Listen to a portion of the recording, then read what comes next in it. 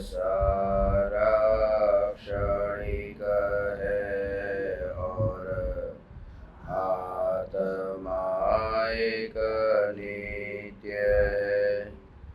आत्मा का अनुभव बस एकमात्र नित्य है।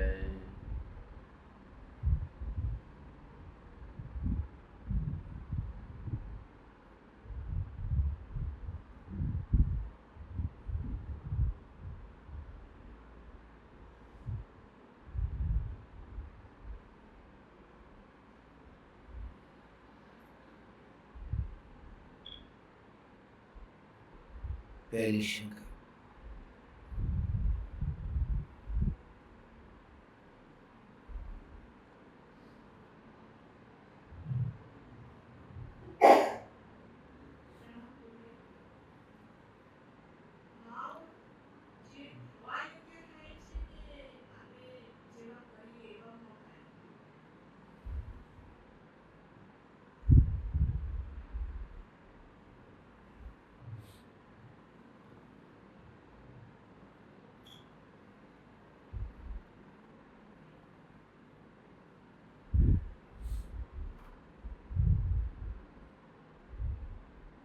भाव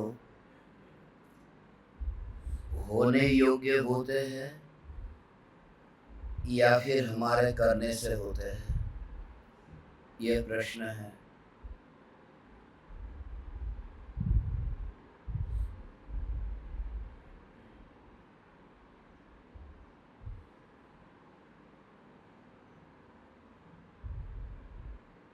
जैसे होने योग्य भाव होते हैं, ऐसे ही भावों को करने का विकल्प आत्मा में उत्पन्न होता है। भावों की उत्पत्ति उस भाव की उस समय की योग्यता अनुसार होती है, मगर अज्ञान दशा में रागादि भावों का कर्ता भगवान आत्मा कहा है।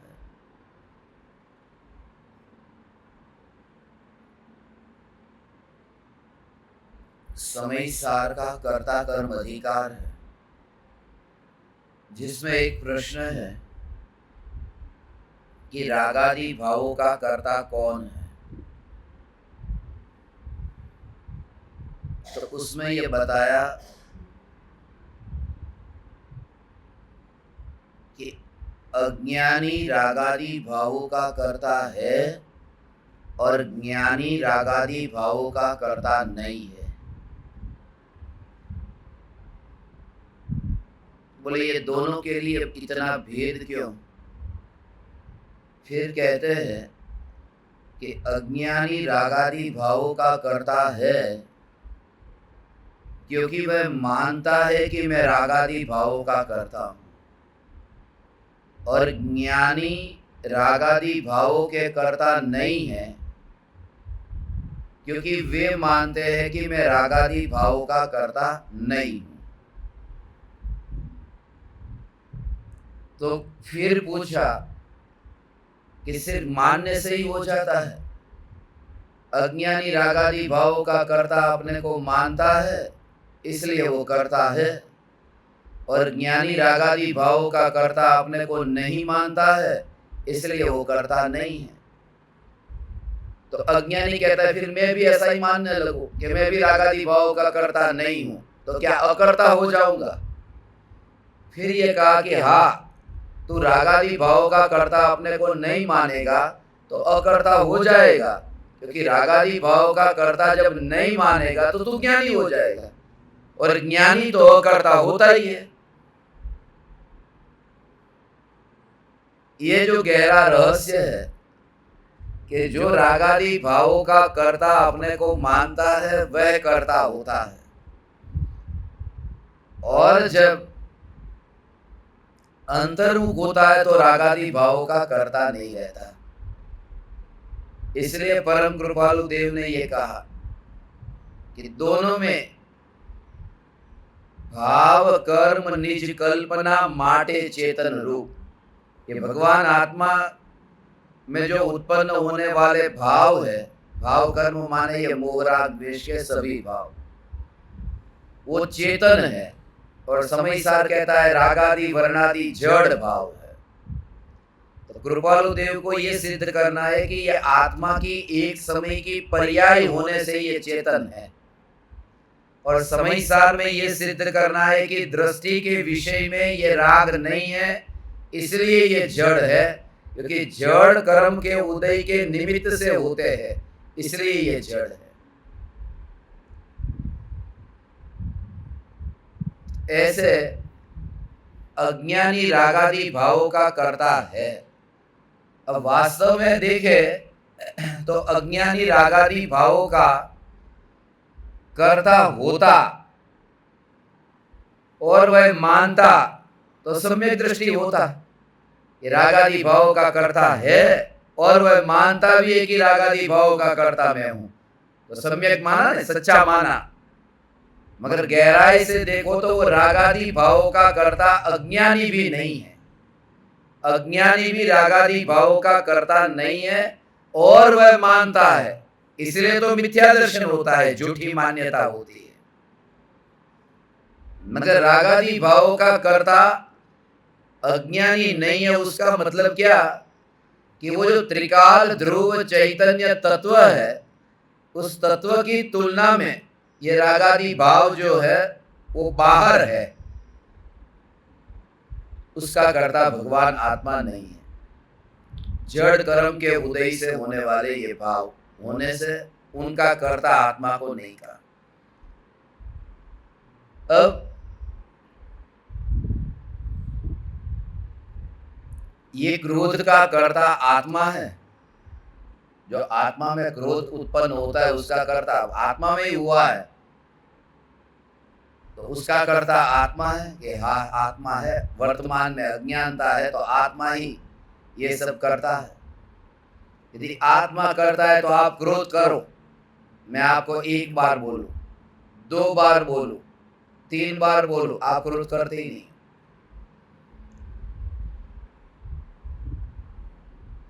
जब मैं बोलूं क्रोध करो, क्रोध करो, क्रोध करो, ये हंस रहे।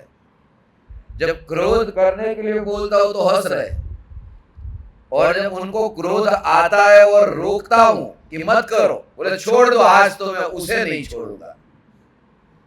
जब मना किया तब क्रोध करते हैं, करने को बोला तो हंसते हैं। इसका मतलब कि वर्तमान में ऐसे उदय है ही नहीं तो क्रोध कैसे होगा। विकल्प और विकार ये उदय के परिणाम है, उसमें मेरा कोई कर्तृत्व नहीं है। मगर ये उदय के परिणाम होने पर भी उन उदय के परिणामों को अपना स्वरूप मानना ये वर्तमान में मिथ्यात्व है, और ये पुरुषार्थ की कमजोरी है।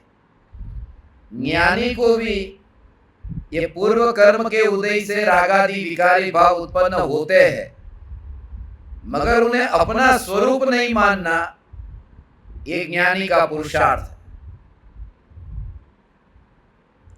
इसलिए ये भाव आत्मा में होते हैं, उसकी योग्यता से होते हैं, मगर जीव का पुरुषार्थ उस समय कमजोर है, इस वजह से हुए ऐसे। चूहे घर में हो गए हैं, ये चूहे की आने की योग्यता होगी तो चूहे हो गए, मगर घर की साफ सफाई नहीं रखी, ये भी तो कारण है। पुरुषार्थ की कमजोरी और रागादि भावों की उत्पत्ति, ये दोनों कारण है। खास बात यह है कि सबसे पहले पुरुषार्थ मेरा कमजोरी स्वीकार करे कि राग मेरे पुरुषार्थ की कमजोरी से ही हुआ है। सीधा छलांग मत लगाना, रागादि भावों का करता मैं हूं भगवान आत्मा। ये विचार करके पहले तो पर्याय में जो दोष है उस दोष का स्वीकार करे, और फिर ये स्वीकार करे कि जो दोष है वो पर्याय तक ही है, द्रव्य में नहीं। ऐसे वेद विज्ञान से ये पर्याय में उत्पन्न होते भाव दूर होते हैं। रागादि भाव का कर्ता भगवान आत्मा है या नहीं है, अब आप में से कौन कहेगा? फिर मैं कुछ कहूंगा, बोलो। आपको पता है, आप कहेंगे करता तो मैं कहूंगा अकर्ता, आप कहेंगे अकर्ता तो मैं कहूंगा करता। दोनों अपेक्षा सत्य है, अपेक्षा से सत्य है, मगर स्वरूप को देखने पर न राग स्वरूप में है न विकल्प स्वरूप में है। इसलिए यदि राग और विकल्प का कर्ता मैं हूं, राग का कर्ता मैं हूं, राग का कर्ता मैं हूं, तो तेरी रुचि ही राग की रुचि है।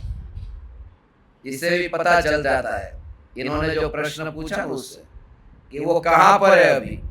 वो राग ही राग में खेल रहे, भाव में ही खेल रहे, कि मैं त्रिकाल ध्रुव चैतन्य परमात्मा ज्ञायक ये स्वरूप कैसा, तो वो प्रश्न नहीं उठा। भाव का कर्ता कौन है, तो जो भाव में ही भाव में रहता है वो भाव के प्रश्न पूछता है। जो ज्ञायक में विचार हो, ज्ञायक के प्रश्न पूछता है। दूसरी शंका न्यायक के संबंध में पूछेंगे। हाँ, ये जो पुरुषार्थ की कमजोरी है, ये भी तत्समय की योग्यता से ही तो। हाँ, बराबर। पुरुषार्थ की कमजोरी भी तत्समय की योग्यता से ही है। ये जान करके क्या किया फिर?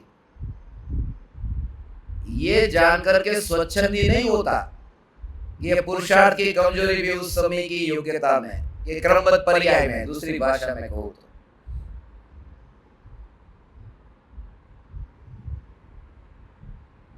पर्याय की ओर जब ध्यान जाता था, वो इसलिए जाता था क्योंकि पर्याय में फेरफार करना था।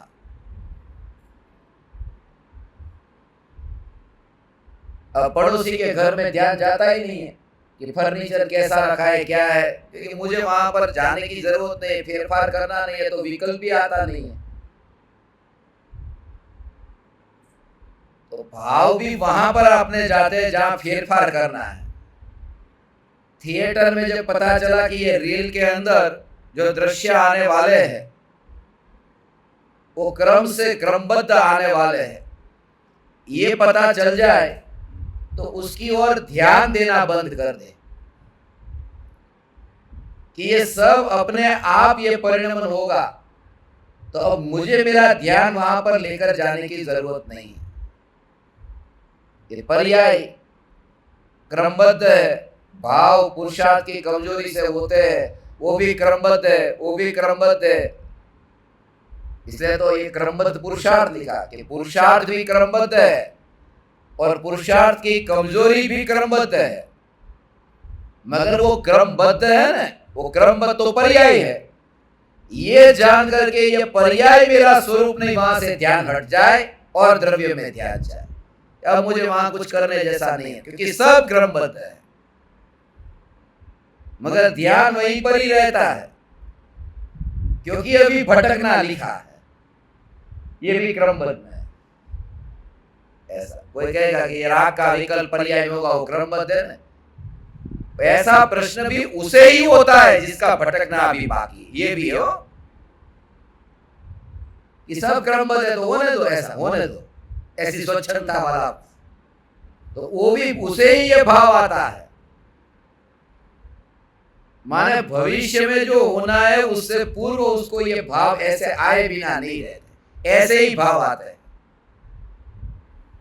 तो 100 किलोमीटर के अंतर में गाड़ी और ट्रक का एक्सीडेंट जो होता है, तो वो एक गाड़ी और ट्रक ये दोनों, तो 100 किलोमीटर का फासला है और 10 किलोमीटर पे वहां पर गाड़ी उस ट्रक के साथ में टकराने वाली है। अब 90 किलोमीटर के बाद में, और ट्रक वहां से निकला 10 किलोमीटर के बाद में, वो टकराएगा। दो के बीच में 100 किलोमीटर का डिस्टेंस है। अब ये निकला है 50 की स्पीड से गाड़ी वाला, तो 1 घंटे के बाद में 50 किलोमीटर पे होगा बीच में, और ट्रक निकला है 10 किलोमीटर की स्पीड से, तो वो 10 किलोमीटर के पॉइंट पे होगा, तो भी दोनों के बीच में 40 किलोमीटर का फासला रहेगा। मगर अभी 50 की स्पीड से गाड़ी वाला निकला था, मगर उससे भी कोई छोटी गाड़ी वाला उसका ओवरटेक करके गया। तो इसको गुस्सा आया कि मेरे से छोटी गाड़ी वाला और तू मेरे से आगे गया। इसने एक्सीलेटर पर इतना दबाया कि उसने 140 की स्पीड कर दी, और ऐसा हुआ कि बीच में जाते जाते वो 1 घंटे बाद वो 90 किलोमीटर का जो पॉइंट है वहां पर ये पहुंचा, इतना स्पीड से, और ट्रक से जाकर के टकरा गई गाड़ी और खाई में गिर के मरा। कि जब उसको 1 घंटे के बाद में ट्रक से टकराना था तो 50 की स्पीड से तो पहुंचता ही नहीं, तब उसकी गाड़ी का कोई ओवरटेक करेगा, उसे ऐसा ही भाव आएगा कि जल्दी चलाओ। माने भविष्य में जो घटना घटने वाली है उससे पूर्व जो भाव आते हैं वो भाव तत्समय की योग्यता से आते हैं, मगर ऐसे ही आते हैं जैसा होने की योग्यता भविष्य में है, जैसी होनहार है। अब तो आपकी समझ में आया ना कि मैं कैसे आपको वचन देता हूं कि आपका मोक्ष होगा। कि जिनका मोक्ष होता है उनको मोक्ष से पहले इस प्रकार के भाव आते हैं जो अभी आपको आ रहे हैं। तो पूर्व के पर्याय ऐसे ऐसे भाव आते हैं। और किसी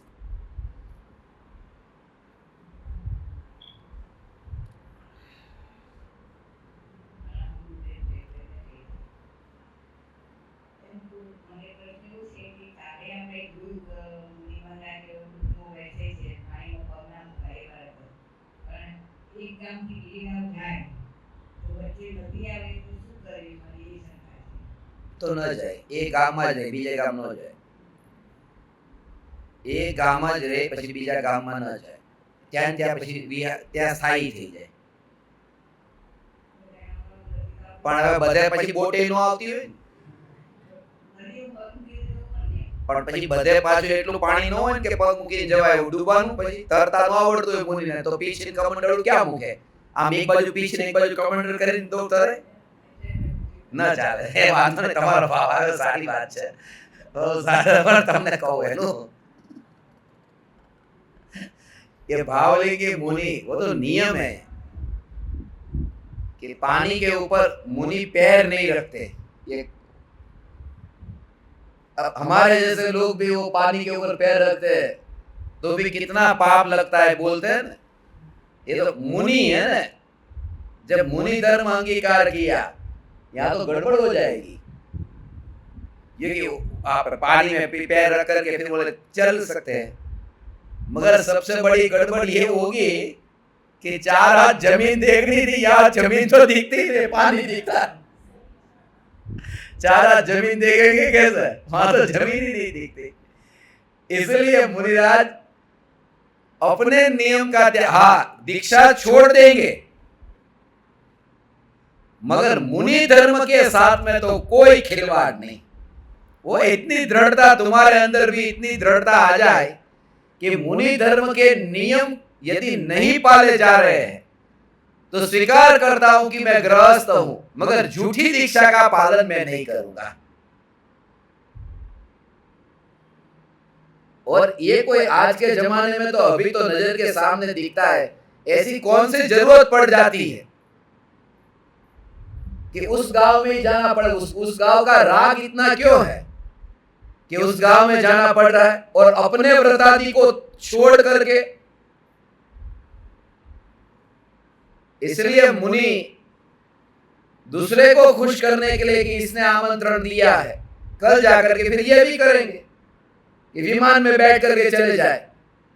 कि किसी ने अत्यंत भक्ति भाव से आमंत्रण दिया था, तो सामने किनारे वाले ने आमंत्रण दिया तो बोट में बैठ गए। अब बोट में बैठो या शिप में बैठो, फेरी में बैठो, जहाज में बैठो, फिर परदेश भी चले जाओ।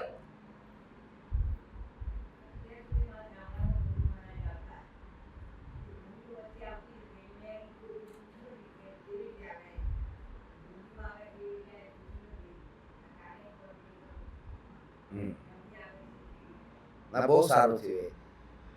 મુનિ મહારાજ નહીં આવતા, મહારાજ સાહેબ આવતા છે. એટલા માટે બાકી બધી વાતમાં આમાં તો બીજું કઈ કહેવાનું નહીં. અહીંયા તો ભાવલિંગી મુનિ મહારાજના દર્શન થાય આમ તો વાત અલગ હોય એની ભગવાન. એટલા માટે આમ તરત જ ભેદ એવી રીતે બધું ગામમાં નદી આવે ને એવી રીતે આવતું હોય. કઈ ને કઈ રીતે પાર કરતા હોય, ક્યારેક બ્રિજ હોય, ક્યારેક ન હોય ને ઓડીઓમાં બેઠા હોય, વ્હીલચેર વાપરતા હોય ને બધું એવી રીતે. અને પછી કહી દે કે ભાઈ શાસ્ત્રમાં લખ્યું છે. આજે માનો કે એક મહારાજ સાહેબે લખી નાખ્યું કે વ્હીલચેર વાપરવાની छूट છે. પોતે व्हीलचेयर वापरता था, खुद व्हीलचेयर का यूज करते थे. उन्होंने लिख दिया कि व्हीलचेयर यूज कर सकते हैं. अब आज से 100 साल के बाद में उनके 4 पीढ़ी के बाद में जो चेले पढ़ेंगे वो यही कहेंगे कि आगम में व्हीलचेयर का उल्लेख आया है. वो ये थोड़ी कहेंगे कि वो भी शिथिलाचारी था जिसने ये चालू कराया. ऐसे ही तो परंपरा चालू हो जाती है. और कली काल में तो ऐसा होता ही होता है, होगा और ज्यादा होगा. ये तो हमारा अहोभाग्य है कि भले साक्षात मुनि नहीं मगर मुनि का स्वरूप ये है. ऐसी श्रद्धा जो है ना अंतर में, इसलिए तो गुरुदेव के प्रति ये अहोभाव. आज सुबह सत्संग सुना ने गुरुदेव का क्षमापना में, वो वीडियो रेडी, ऑडियो तैयार हो गया है, अभी मैं आपको भेज रहा हूँ.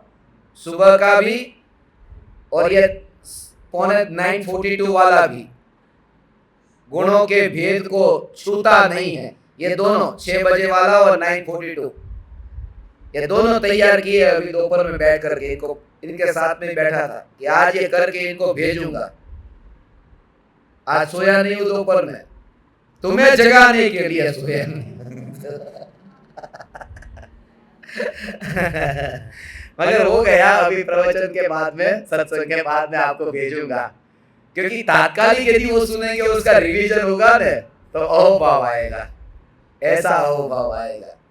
और इसको फिर अभी आपको जिसको भेजना हो भेज सकते,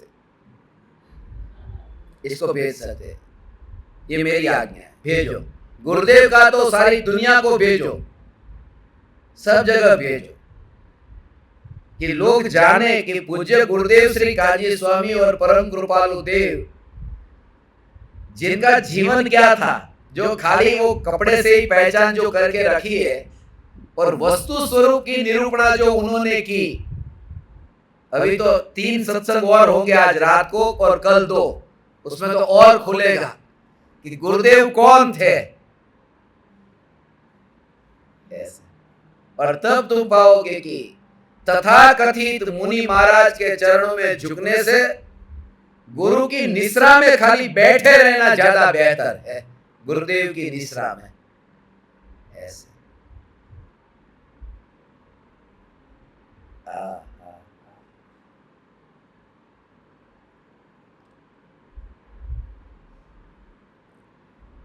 आगे और किसी को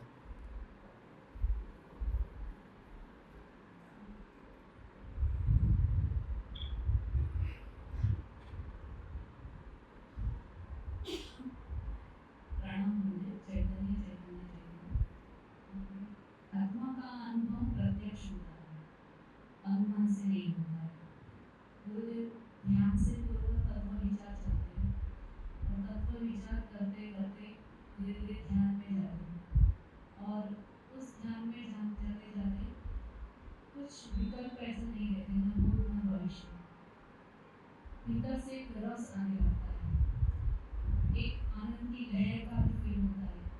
बाहर वातावरण का आवाज भी चल रहा है लेकिन जागृति है कि वो कुछ असर नहीं कर रहा है.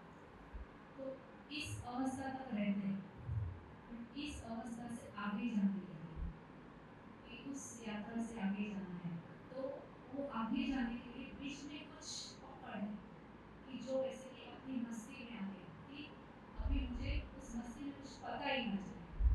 तो उसके लिए मुझे कुछ जहां अटकते हैं उससे आगे कैसे जाए. जहां अटकते हैं वहां से आगे जाने के लिए क्या करें. भावना तो उस वहां अटकने की भावना तो है नहीं, आगे जाना है. ये आगे जाने का जो भाव है उस वजह से ही वही अटक जाते हैं. क्यों? क्योंकि उस वर्तमान की स्थिति में आप संतुष्ट नहीं हैं। स्थिति में माने उस वर्तमान की अवस्था में फिर आपका जोर गया पर्याय के ऊपर कि अभी जो अटक जाती हूं मैं, ये अटक जाती हूं मैं, तुरंत नाता तोड़ो। कौन अटकी? द्रव्य अटका की पर्याय? वो मैं नहीं, मैं त्रिकाली। ऐसा त्रिकाली का जोर लाओ। अटक गई तो भी पर्याय, और आगे जाएगी विकास करेगी तो भी पर्याय।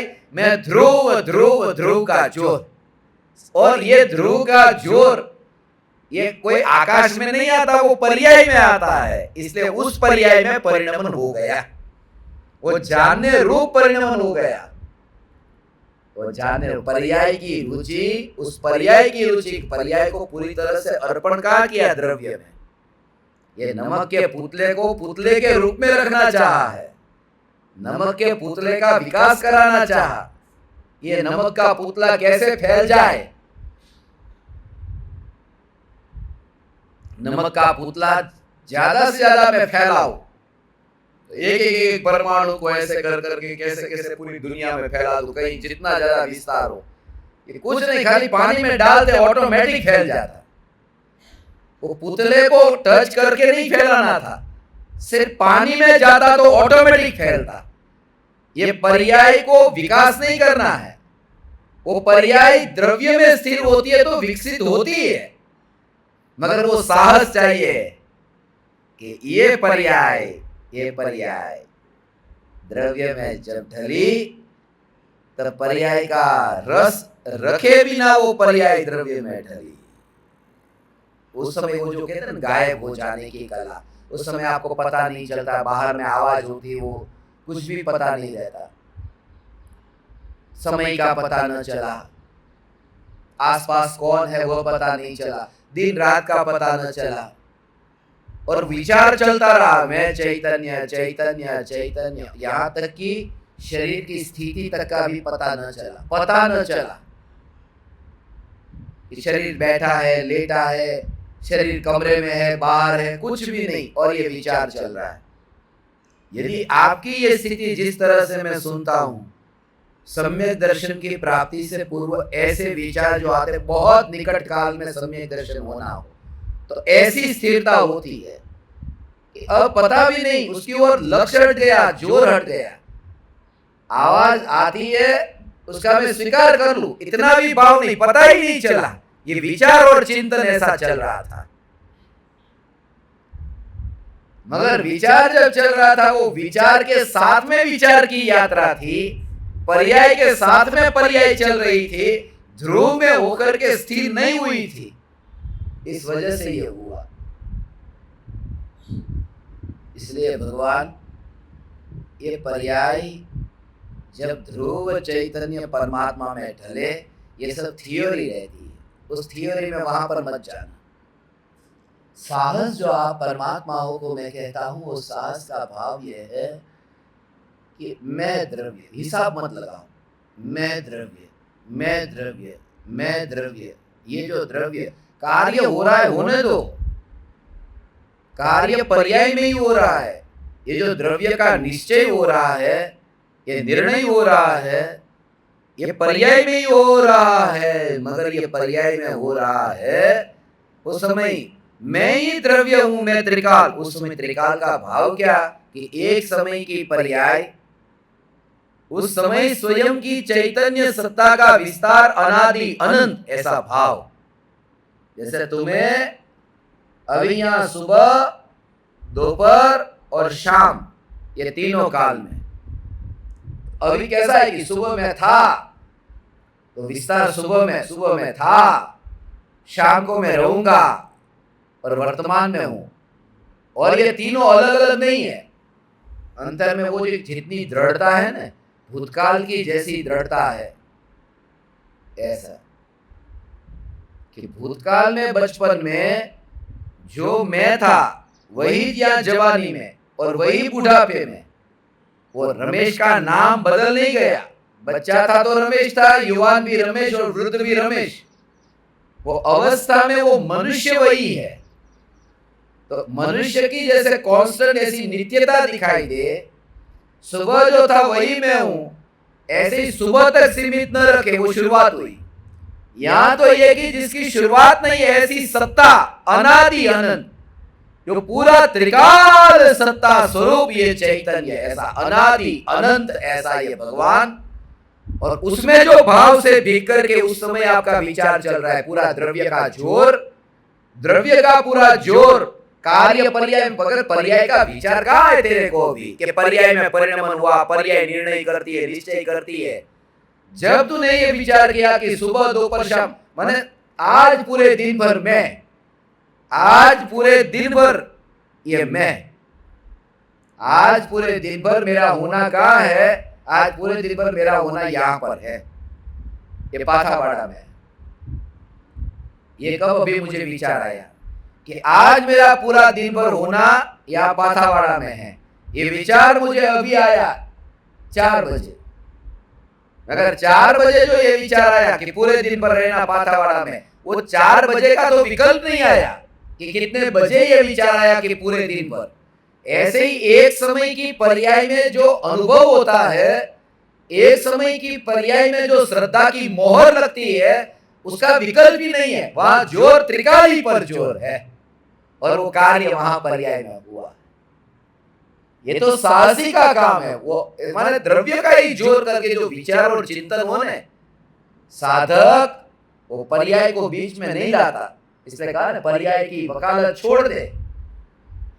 राग का विकार का भाव है ना, पर्याय में तो है ना, ऐसा पर्याय में तो है ना, यहां कहते हैं पर्याय में तो नहीं, पर्याय में ही है ना, ऐसा विचार। पर्याय में तो है ना, ऐसा नहीं, पर्याय में ही है, द्रव्य में नहीं। ये जितने भी विकल्प है, वो विकल्प का ऐसा रस नहीं, विकल्प है ही नहीं, विकल्प है ही नहीं, ये सब भ्रम है।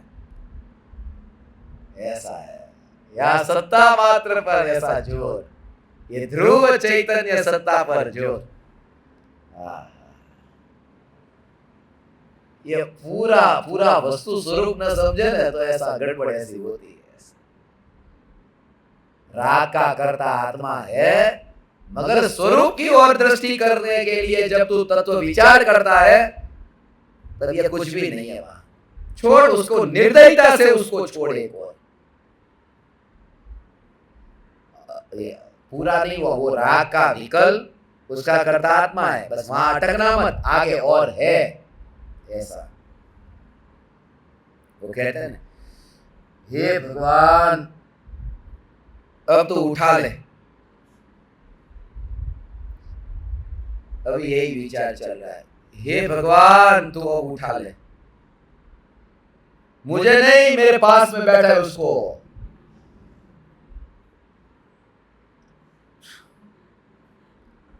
अधूरा सुनोगे तो ऐसा लगेगा क्या तकलीफ क्या हो गई आपको।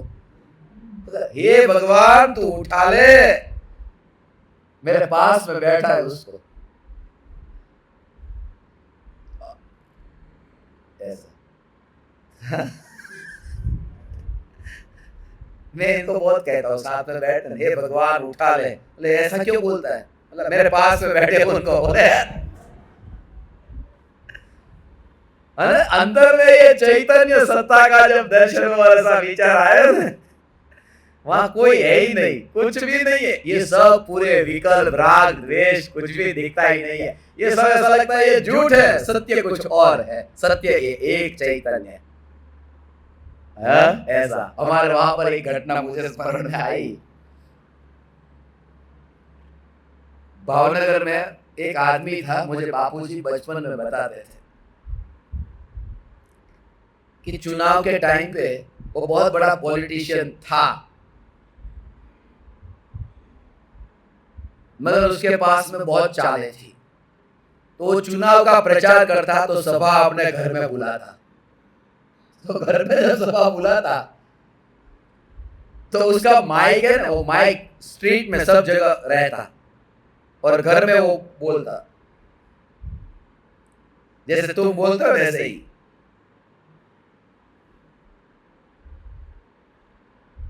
भक्ति के टाइम पे ऐसे ही, तो वो भी ऐसे ही बोलता। भाइयों और बहनों, अभी देखो देश का विकास मैं करने वाला हूं, देश का विकास करने वाला हूं। कितने लोग, थोड़े आगे आ जाओ, इधर आ जाओ, थोड़े इधर आ जाओ। देश का विकास इतना करूंगा, ओहो कितने, दरवाजे पे थोड़े हट जाओ, इधर आने दो सब। और ऐसा कर, इतनी भीड़ अंदर कि थोड़े सिमट करके रहना।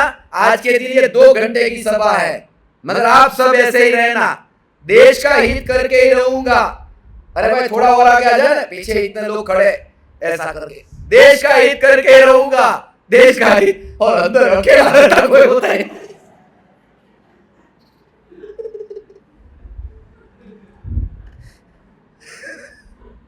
और बाहर माइक रोड के ऊपर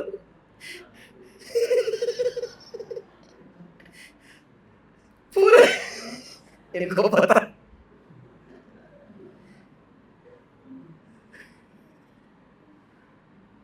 कैसे कैसे लोग हैं। ये तुम भी ऐसे ही हो, तुम भी ऐसे ही हो। मुनिवर आज मेरी कुटिया में आए, कुटिया में आए, चारों ओर देख लो भीड़ बेशुमार है। 4 लोग खड़े होते हैं, 4 लोग खड़े, मैं जा रहा हो, चारों ओर देख लो भीड़ बेशुमार है। 4 लोग, पति पत्नी 2 जोड़ा रहता।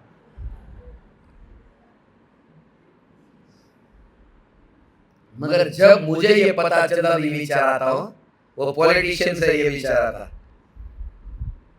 बचपन से मैं कहानी वगैरह सुनता, मगर उसको घटित अंतर में चैतन्य में करता। वो जब मैं वो सुनता, वो पता चलता, बापूजी बोले कोई नहीं बैठा हो अंदर, वहां पर इतने सब स्पीकर वगैरह भले लगा के बैठा हो, और उसका बोलना तो मैं तो कुछ नहीं, वो जैसे बोले तो अच्छे को भरोसा बैठ जाए कि अंदर कितनी भीड़ इकट्ठी हुई होगी उसके आसपास में। अब कितना बोलता है, 100 लोग आ गए, 200 लोग आ गए, थोड़े और, कितने ज्यादा, इतनी भीड़। ऐसा ही हाल है कि राग है, द्वेष है, क्रोध है, मान है, माया है, लोभ है, इतना। अंदर जाके देख तो कोई नहीं, एक चैतन्य है, और कोई नहीं है। ये सब नाटक था, झूठ था, ये सत्य नहीं था भगवान। अंदर ये त्रिकाली ध्रुव चैतन्य परमात्मा के अलावा कोई नहीं है, ये सब झूठ है। ऐसा जब अंतर में तुम देखो, बहुत अच्छा प्रश्न पूछा ये साधक के जीवन में ऐसे प्रश्न हो, भगवान आपके जैसे जीवों के लिए बोलने का भाव आता है, हो या आज ऐसा 19वां दिन है ना, कल 20 और फिर 21-22, आज 19वां दिन तो आ गया। 19 तारीख को शिविर शुरू हुई थी, आज 19 दिन हो गए। इसलिए जब चिंतन करो, उस समय पहले तो पूरी तरह से जान लगा करके माने पर्याय की मुख्यता से विचार ही नहीं, मुझे नहीं, कौन सा सम्यक दर्शन, कौन सा सम्यक ज्ञान, कौन सा सम्यक चारित्र, वो एक और ये ओ उससे बचना है। ये सब ऐसा स्वरूप है। ओ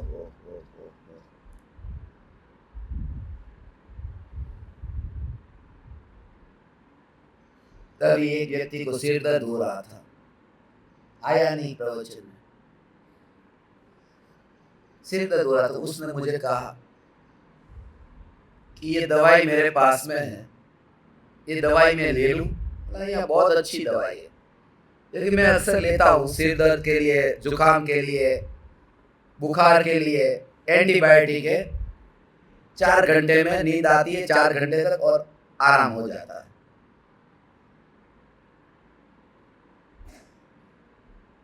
कैसा भी, मुझे जुकाम, एलर्जी हो गए सब, वो 4 घंटे में जुकाम चला जाता है। तो बोले मैं ले लेता हूँ।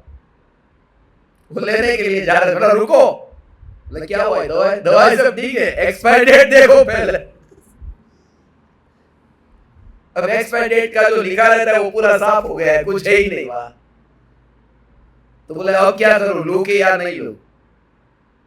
तो मुझे लगता है शायद 1-2 साल पहले ली थी, खरीद करके दुकान से कहीं से लेके आया था, मेरे लिए लेके आए थे।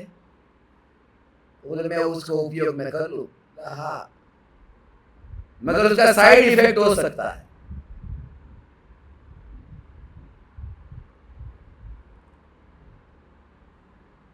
हाँ, होगा तो होगा, वो बोले होगा तो होगा, मैं ले लेता हूं। ले ली।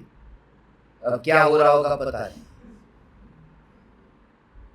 साइड इफेक्ट से मुझे ये स्मरण में आया हो, साइड इफेक्ट है। ओ ये जो पर्याय द्रव्य में ढलती है, त्रिकाली में ढलती है, तत्व विचार चलता है, भेद ज्ञान चलता है, ये सब साइड इफेक्ट है। साइड माने द्रव्य के पड़ोस में होने वाला कार्य, इफेक्ट माने कार्य, और अंदर नहीं है द्रव्य के, उसके साइड में है, पड़ोस में है। पड़ोस में होने वाले परिणाम को साइड इफेक्ट कहते हैं। और जो साइड इफेक्ट होता हो उसकी ओर दृष्टि मत कर। ये त्रिकाली ध्रुव, ये चैतन्य परमात्मा,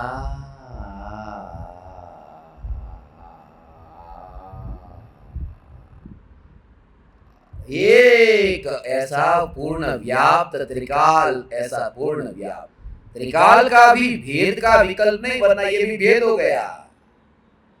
मैं भूतकाल वाला, मैं वर्तमान वाला, मैं भविष्य वाला, ये 3 भेद का विकल्प हो गया। यहाँ 3 भेद वाला नहीं, यहाँ तो त्रिकाल। मगर त्रिकाल ये भी तो विकल्प है, ये त्रिकाल का विकल्प हो गया, त्रिकाली ऐसा में। इसलिए तुमको क्या करना है कि त्रिकाली ये विकल्प नहीं, त्रिकाली के भाव को ग्रहण करना है।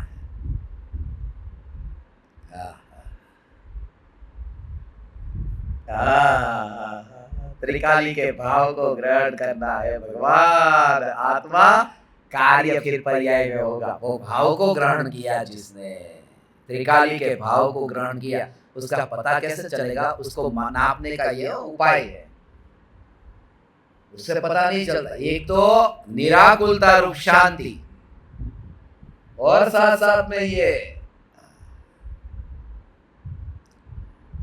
बुखार जो आया उसमें दवाई ली तो उसका फर्क पड़ा कि नहीं पड़ा? उसको नापने के लिए थर्मोमीटर क्या?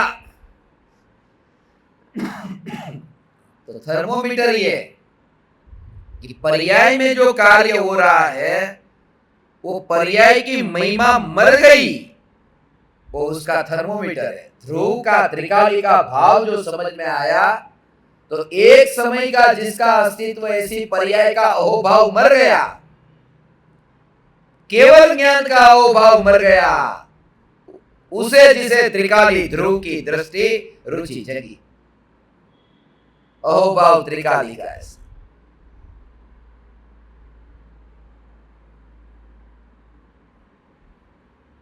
अगला प्रश्न, किसी का नंबर ना आया उनको देना।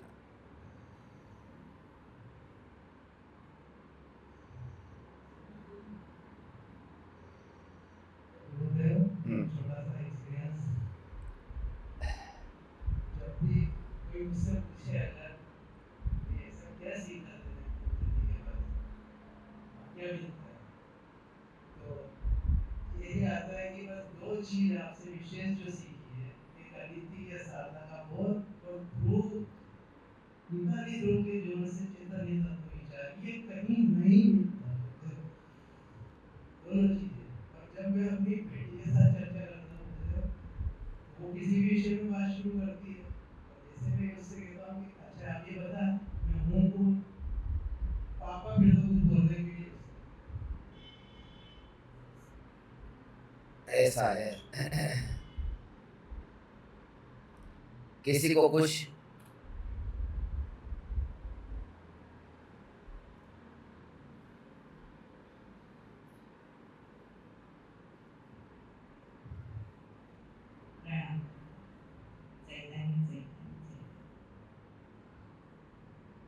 मैं चर्चा करता था એક એવો પ્રશ્ન થયો કે જે એક સમયની નિર્વિકલ્પ અનુભૂતિ હોય છે ને, તો ત્યારે કંઈ કર્મનો બંધ હોય કે નહીં?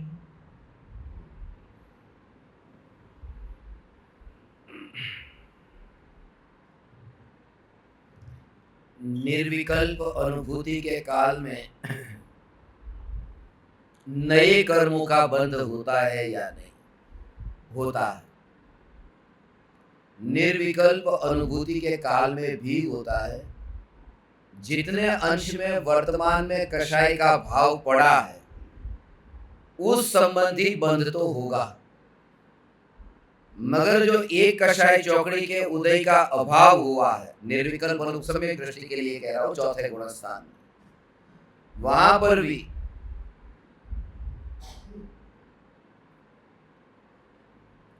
पूरी तरह से ऐसा हो, पूरी तरह से आश्रव और बंध से छुटकारा नहीं हुआ। चौथे गुणस्थान में भी वो जो आश्रव और बंध से छुटकारा हुआ ना, मैंने कल कहा था, चौथा गुणस्थान आते ही तो आया तो निर्विकल्प ध्यान के काल में आया।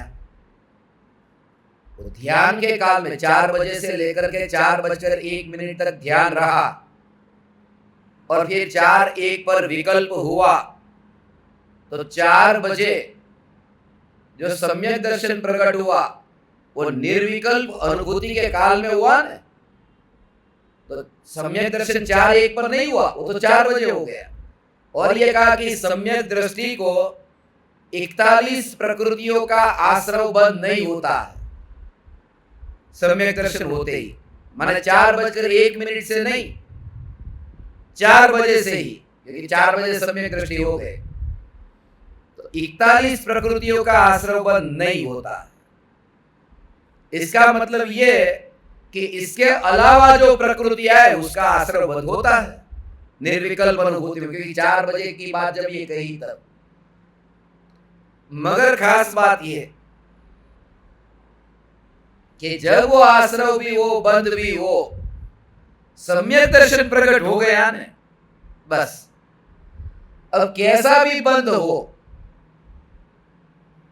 कैसा भी बंध हो, कि तीर्थंकर प्रकृति का जो बंध होता है, निरंतर तीर्थंकर प्रकृति बंध रही है ना, सम्यक दृष्टि को, राजा श्रेणी को तीर्थंकर प्रकृति बंध रही है, तो तीर्थंकर प्रकृति के बंध के योग्य जो परिणाम है वो बनती रहती है तीर्थंकर प्रकृति।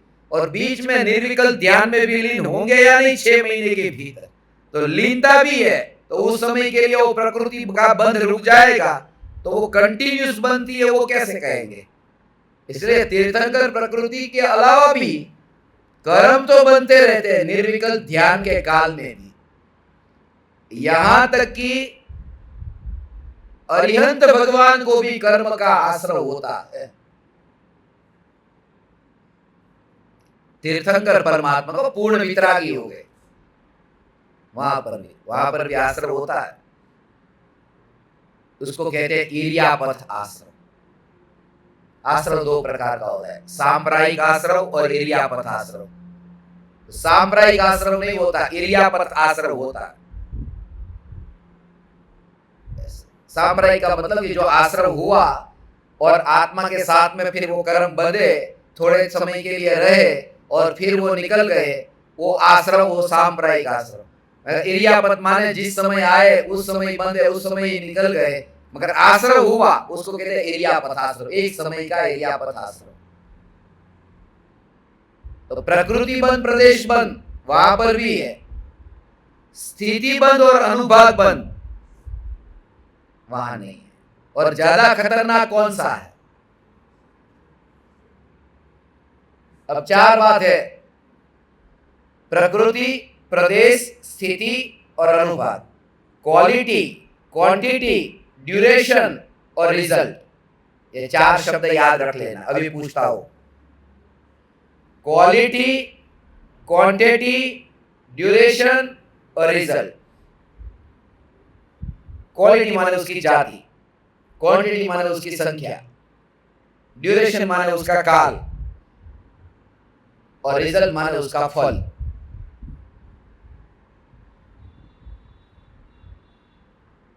अब महत्ता किसकी है? अब दो शराब है, एक है देशी जाति की और दूसरी है विदेशी। ये दोनों की क्वालिटी अलग अलग है।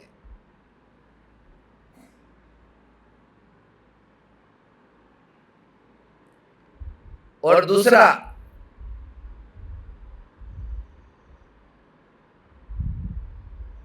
देशी जाति की जो शराब है वो एक गिलास है और विदेशी जाति के वो पूरी बोतल है। मगर जिसको ज्यादा नशा चढ़ाना है वो देशी का गिलास पिएगा या विदेशी की बोतल पिएगा? हाँ, आपको कैसे पता?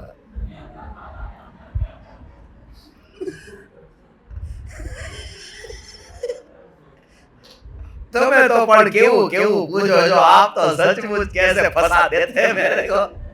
मैं बताता हूँ, कहता हूँ ऐसा हर जगह होता है। ये सब कोई पूछता तो वही कहते हैं। आपने जोर से बोला, बाकी सबका अंतर्नाद तो वही था। उसका भाव समझ रहे हो?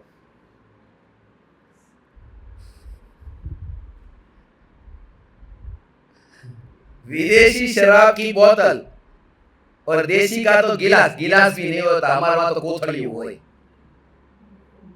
गुजरात में तो क्या बाजू कोथड़ी होती है, थैली के अंदर। गिलास का भी पैसा किधर कौन खर्च करेगा? शराबी के पास में उतना पैसा होता तो फिर विदेशी नहीं पीता, वो देशी क्यों पीता? तो ऐसे ही एक गिलास शराब है वो देशी जाति की, तो देशी और विदेशी, एक गिलास और पूरी बोतल। अब जैसा आपने कहा इसलिए मैं आगे कहता हूं कि देशी शराब पी जो एक गिलास, उसका नशा 12 घंटे रहा और विदेशी शराब का नशा 1 घंटे रहा, 1 घंटे के लिए।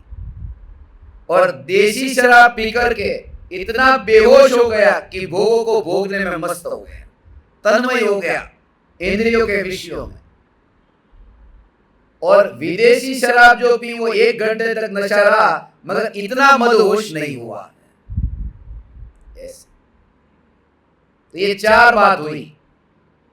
ये जो पहली बात बताई देशी विदेशी, दूसरी बात गिलास बोतल, तीसरी बात 12 घंटे 1 घंटा, और चौथी बात कि ज्यादा मदहोश और कम मदहोश। ये 4 बात हुई, देशी विदेशी,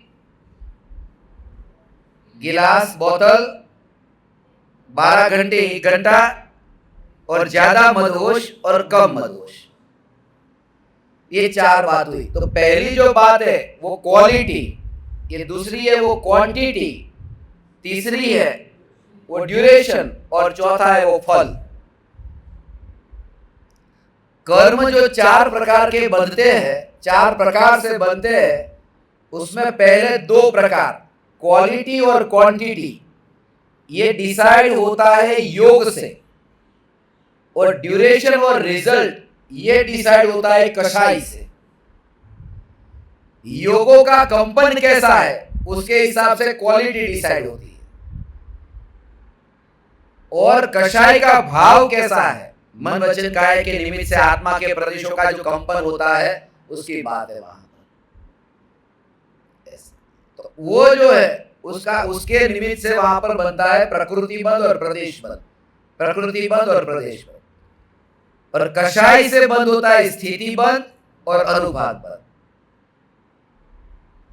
तो अभी मैंने क्वालिटी और क्वांटिटी, क्वालिटी और क्वांटिटी, देशी की क्वालिटी वो नीची जाती की, देशी की क्वांटिटी भी नीची है, गिलास है, मगर उसका ड्यूरेशन ज्यादा है और उसका रिजल्ट भी ज्यादा है। ऐसे इसलिए भले वो क्वालिटी और क्वांटिटी नीची हो मगर खतरनाक देशी है, और विदेशी की क्वालिटी भी ऊंची है और क्वांटिटी भी ऊंची है मगर उसका ड्यूरेशन रिजल्ट इतना खतरनाक नहीं है जितना देशी का। तो कभी कभी प्रकृति जो बनती है वो उस कर्म की प्रकृति और कर्म के प्रदेश जो योग से जो बंध होता है वो इतना ज्यादा महत्वपूर्ण नहीं है। क्वालिटी और क्वांटिटी, ड्यूरेशन और रिजल्ट महत्वपूर्ण है। इसलिए अरिहंत भगवान को, तीर्थंकर भगवान को कषाय का भाव नहीं है, मगर योग भी है। इसलिए प्रकृति बंद और प्रदेश बंद तो होता है, स्थिति और अनुभाग बंद नहीं होता, जो सबसे ज्यादा खतरनाक था वो अब नहीं रहा। निर्विकल्प ध्यान के काल में भी प्रकृति बंद प्रदेश बंद हुआ ना तीर्थंकर भगवान को, तो बंद तो होता है मगर उस बंद का कोई महत्व नहीं, क्योंकि केवल ज्ञान पा लिया। ऐसे ही आत्मज्ञानी को बंद तो होता है ध्यान में भी, मगर उस बंद की अब महिमा नहीं रही, क्योंकि उस बंधन को तोड़ने की कला उन्होंने जान ली है। हथकड़ी कैसी भी है वो तोड़ने की कला जान ली। इसलिए कहा जहर को पीकर के भी वैद्य जहर से मरता नहीं है, वो कला जानता है कि इस जहर को भी औषधि अंदर कैसे बना दूं। बहुत अच्छी जिज्ञासा है ये। निर्विकल्प अनुभूति के काल में बंद होता है ऐसा। पर्याय की दृष्टि से देखे तो निर्विकल्प अनुभूति की पर्याय के काल में, पर्याय की दृष्टि से देखे तो बंद है, मगर या तो गुरुदेव कहते हैं कि निर्विकल्प अनुभूति के काल में ज्ञानी को बंद है, उससे तुझे लाभ नहीं। मैं तो ये कहता हूं कि विकल्प का जो काल है उसमें भी तेरे को बंद नहीं है। ऐसा जो त्रिकाली ध्रुव चैतन्य परमात्मा, ये घूम फिर करके चैतन्य पर तो आना ही है। ऐसा कहीं पर भी घूम करके यहां आना, चिंतन का अंत चैतन्य।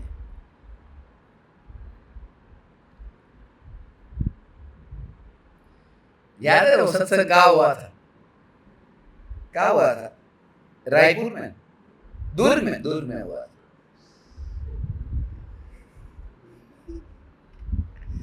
चिंतन का अंत चैतन्य, 3 सत्संग हुए थे। चिंतन का केंद्र बिंदु चैतन्य, चिंतन का विषय भूल गए, चिंतन का पड़ोसी चैतन्य, ये पड़ोसी, चिंतन का पड़ोसी चैतन्य, चिंतन का केंद्र बिंदु चैतन्य और चिंतन का अंत चैतन्य। ऐसा घूम फिर करके एंड में आ जाओ अपने पर, बस स्वरूप के ऊपर।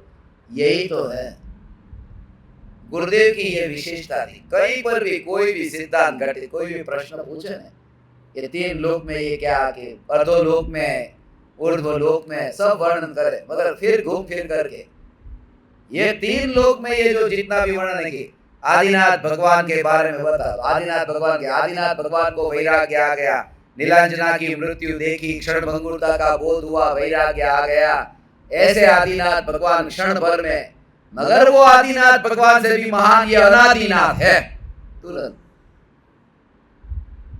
ये 3 लोक कितना विराट है, ये 3 लोक उससे भी अनंत गुना ये अलोक है, मगर ये अनंत गुना आलोक भी जिस एक समय की ज्ञान की पर्याय में प्रतिबिंबित हो, और फिर भी उस पर्याय में जो न मिले, ऐसा त्रिलोकी नाथ ये मैं हूं।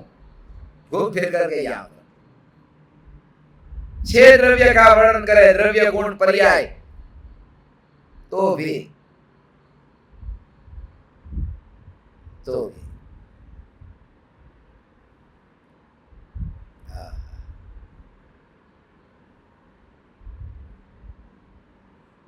सम्यक दर्शन जब प्रकट होता है तो सम्यक दर्शन ध्रुव को नहीं होता,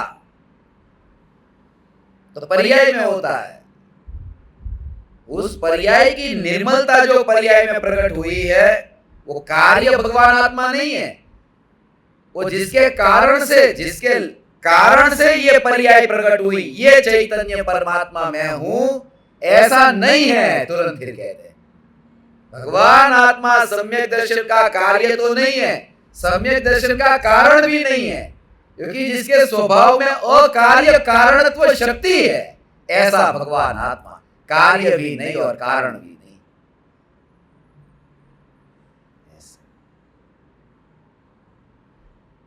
आचार्य कुंद देव विदेश क्षेत्र गए थे, सिमंदर भगवान से मिले थे, मगर अमृतचंद्र आचार्य नहीं गए थे, मगर वो ये अनादिनाथ चैतन्य परमात्मा से जाकर मिले थे, या भगवान से मिले थे। ये 4 बात ऐसी करते थे, समझ आ गई? 4 बात नहीं ऐसे बोल देता। पहली बात, आदिनाथ भगवान के इतने संत थे, ऐसे वैराग्य आया, नीलांजना की मृत्यु, ये सब बताया, और फिर घूम फिर ये अनादिनाथ में माने कथानुयोग आ गया। कथानुयोग का अंत चैतन्य, 3 लोक उससे महान अलोक, और वो लोक भी एक समय की ज्ञान की पर्याय में, ये लोकालोक, ये सब 3 लोक अलोक, ये करणानुयोग, मगर लाए स्वरूप में। ये पर्याय में जो सम्यक दर्शन प्रकट होता है, उसका कार्य भी वो नहीं, कारण भी वो नहीं, द्रव्य की और पर्याय की स्वतंत्रता, ये द्रव्यानुयोग लाए चैतन्य पर। और चरणानुयोग में आचार्य कुंद देव, अमृतचंद्र देव जो व्रतादि का पालन करने वाले मुनि का जीवन, मगर वो गए अंतर में परमात्मा के पास में, चरणानुयोग की बात करके भी लाए अपने पर। चारों सम्यक दृष्टि ज्ञानी धर्मात्मा की यही विशेषता है।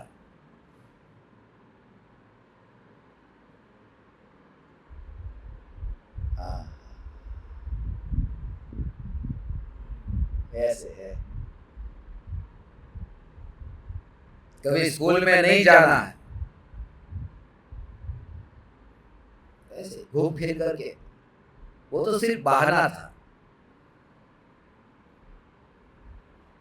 हमारा उमरा में बचपन में पिताजी हमको छोड़ने आते, तो शनिवार का दिन इतना अच्छा लगता कि कल रजा है, कल छुट्टी है, रविवार की छुट्टी, और सोमवार का दिन ऐसा लगे अब सोमवार को जाना नहीं है कि नहीं, चल स्कूल चल, चले, अब स्कूल चले गए, अब वही रास्ते से लेके जा रहे, स्कूल पे छोड़ के आए, तब दूसरे दिन नहीं जाना, नहीं चल आज स्कूल नहीं जाना, तू चल, तो कहीं और लेके गए, मतलब कहीं और लेके गए, आगे जाकर ऐसा करके वो स्कूल पे ले गया। मेरे को लगा आज कहीं और जगह घुमा करके लेके आने वाला। स्कूल के रास्ते अलग अलग थे, मैं खुश हो गया आज कहीं घूमने जा रहे, मगर वही दरवाजा स्कूल का निकला, ये कहां से आ गए। रोज माने ऐसा लगता है उस समय कि जैसे सब जगह जाओ, पहुंचना एक जगह पर है। ये कोई भी सिद्धांत, कोई भी वाक्य घूम फिर करके वो लाएंगे यहाँ पर चैतन्य, ऐसा ये चैतन्य परमात्मा।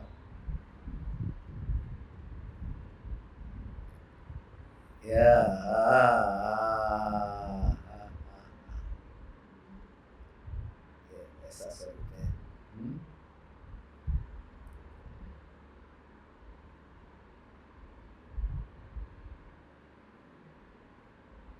अभी नहीं। अहो अहो श्री सद्गुरु करुणा सिंधु अपार, इस पामर पर प्रभु किया अहो अहो उपकार, अहो अहो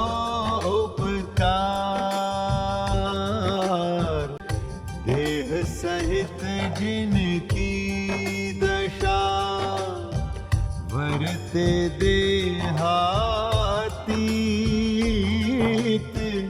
उन ज्ञानी के चरण में हो वंदन अगणित, हो वंदन अगणित, अगणित, हो वंदन